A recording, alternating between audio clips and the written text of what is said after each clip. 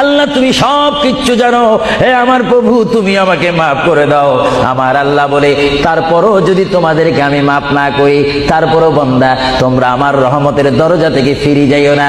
আমি তোমাদেরকে হুকুম দিচ্ছি, ওয়ালাউ আন্নাহুম ইয যালামু আনফুসাহুম জাউকা, বান্দারে যদি গুনাহ করে ফেলো আমার রহমত থেকে মুখ ফিরে তুমি চলে যাইও না।